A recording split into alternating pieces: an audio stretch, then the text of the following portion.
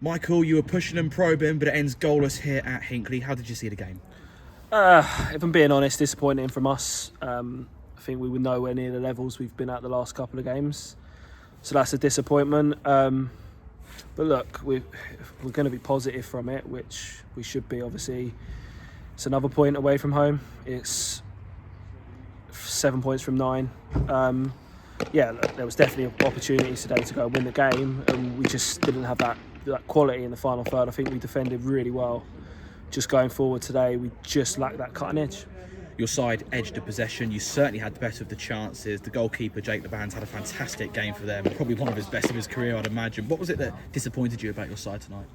Like I said, I think at times we've just a little bit, how do I say it nice, a bit soft. I think previous games we were right at it, we were hungry, we were willing to put our bodies on the line. Today I just felt at times we were happy just to not get hurt, if that makes sense, and look, it's disappointing from the side. It's tough. We're coming off a 10-day break again. Every time we seem to get real momentum, we end up having a stall and regroup. So look, it's difficult, but me, I'll always try and look at the positives, but the negatives will be there. And for me today, I know we've come away with a point, but it's probably a few more negatives than what I'd like today. I mean, for someone who's had the career that you have, you certainly hold very high standards, and I can see why. Do you feel that your side did enough on the balance of play to win the game? No, I don't think we did. Like you said, we've had some really good chances. Keeper's made some good saves. But like I said, if we look back, there's strikes from 20, 25 yards, the first ones, and Jams, look, on another day, he probably scores that. Obviously, we're forgetting Jams is on probably a bit of a longer break than the others.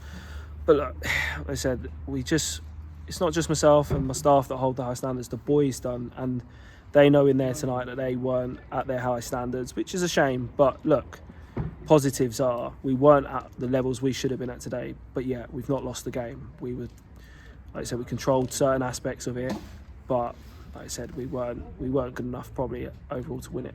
You made 3 changes to your side. No Cairo Taylor due to suspension. Aidan Webster was out as well, presumably due to injury. Yeah, unfortunately, Webby picked up a knock, obviously, in the Boldmere game. Wasn't fit enough in time today. So, look, get back to the drawing board, see how he is Thursday. Hopefully have him back.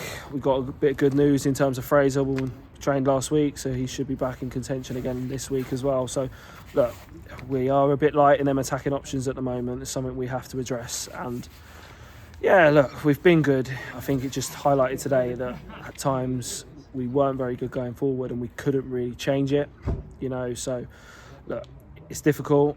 We bounced back, but look, we're still in a good place.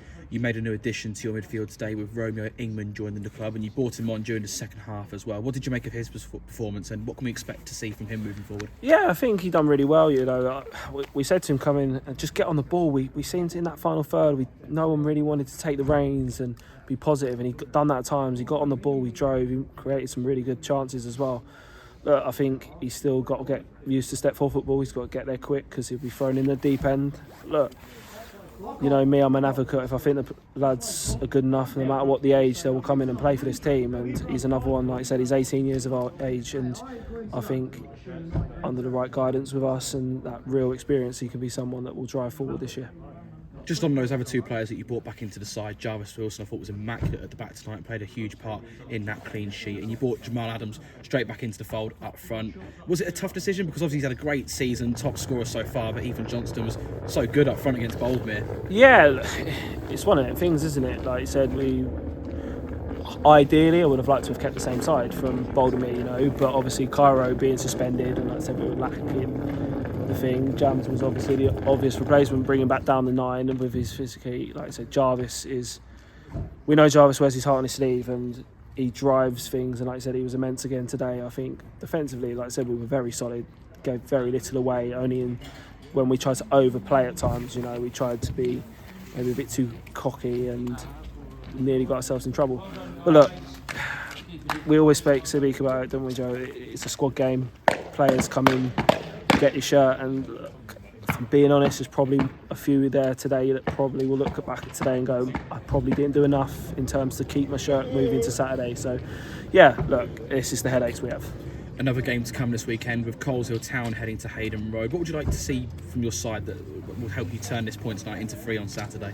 I think we just need to go back to what we were, a bit more of a desire to go and win football games. Look, I understand it's difficult. Boys have been working all day and you come into a Tuesday night and your levels probably aren't at it. But like I said, we need to realise that we're in a fantastic position where we are in the league, and it's an opportunity that we don't want to slip away. We don't want to sit back, come in the season and go, them results there, if we're picked up there, you know what I mean? We need to go out and work hard. If we're not good enough on the day, we're not good enough today. We'll hold our hands up to that.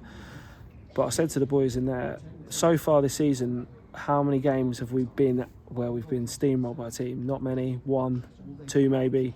You're a good enough team to be in and around where you are. You need to believe and you need to go and take this opportunity with both hands.